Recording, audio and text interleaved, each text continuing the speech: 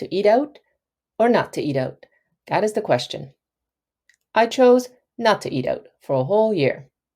Let me tell you about my experience. Yep, I really did it. No going out to restaurants, no ordering food in, no drive through pickups, and no coffee or snacks bought on my way to work or any other outing. And no, the pandemic had nothing to do with my decision to do this challenge, as I started the challenge on January 1st, 2020. It wasn't a New Year's resolution goal either.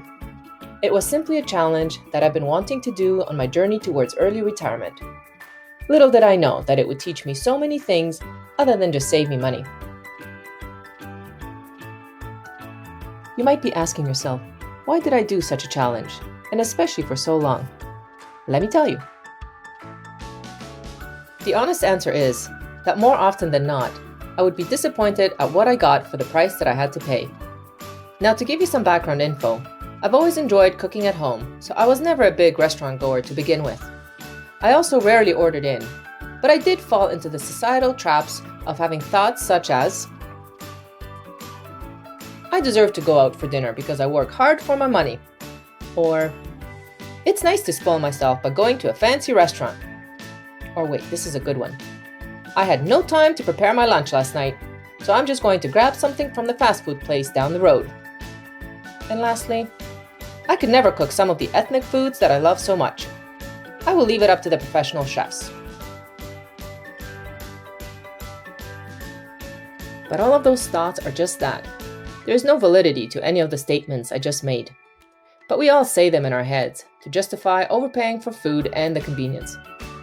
I chose the 1-year time frame instead of 30 days or even few months because I figured that's how long it would take to permanently change my thought process when it comes to eating out and to change my habits. And guess what? It worked! Over the next few minutes, I will give you some insight into what I've learned from this challenge, including what I struggled with the most. Next, I will go over my spending and show you how much I saved last year by preparing 99.9% of my meals at home. And finally, I will offer you tips and tricks that helped me accomplish this challenge.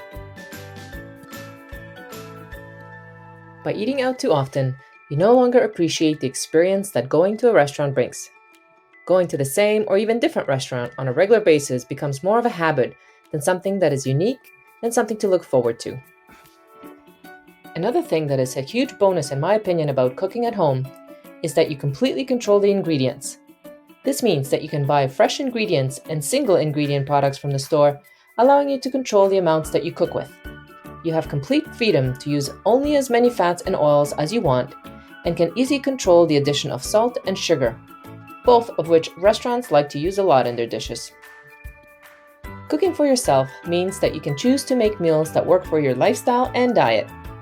Being vegetarian, but especially for vegans, it can be difficult to find a wide variety of vegetarian or vegan dishes in restaurants. Luckily, with today's shift towards eating more plant-based diets, a lot of restaurants and takeout places are offering plant-based options, but they usually come with a premium price. But my favorite realization from this challenge is that you learn to be creative in the kitchen.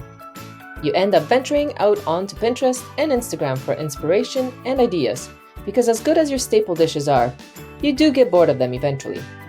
I started to experiment with recipes from around the world and picked up new skills in the kitchen. Check out some of the dishes that have become my favorite meals.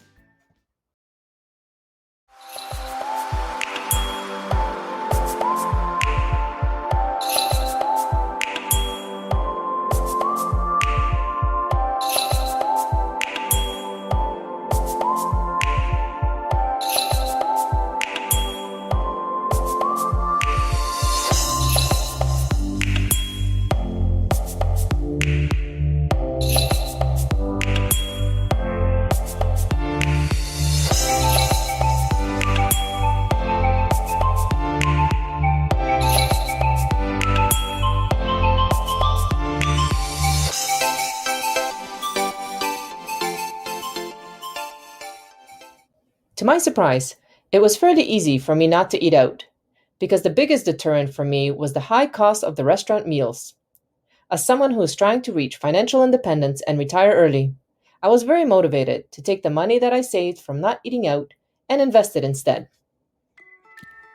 The biggest and really the only struggle that I encountered was not being able to go out with friends and coworkers to socialize over food and drinks. So how did I combat this? Well, I have to say that the pandemic made things a lot easier because throughout the year, no one was going out to eat anyways.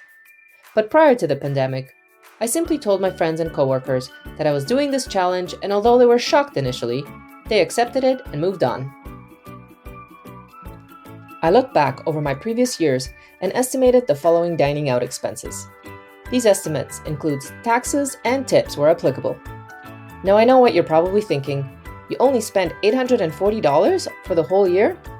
I thought the same thing. So I did some research and found out that I am well below the average when it comes to money spent on restaurants and takeout. Did you know that on average, individuals spend $36.40 per meal at a restaurant? Keep in mind that you're not just paying for your food, but also rent, equipment, labor, storage, and insurance of the business. All of these non-food related costs of the restaurant also translate to increased taxes and tipping costs. This quickly adds up, and the average person will spend over $3,000 a year on prepared food. Since food establishments routinely charge a markup of up to 300%, a meal that costs $5 to make will cost you $15. Here are some simple tips that helped me get through my one-year challenge. Look up simple, healthy, and low-cost recipes. Once you're equipped with the recipe in front of you, it's much easier to get motivated to make it. Cook enough for 2 or even 3 meals. I always cooked enough to have leftovers to take for lunch the next day. This saved me lots of time, and I didn't have to settle for peanut butter and jam sandwiches. Always bring a lunch to work. No excuses. You will be less tempted to join your coworkers when they go out to eat every day.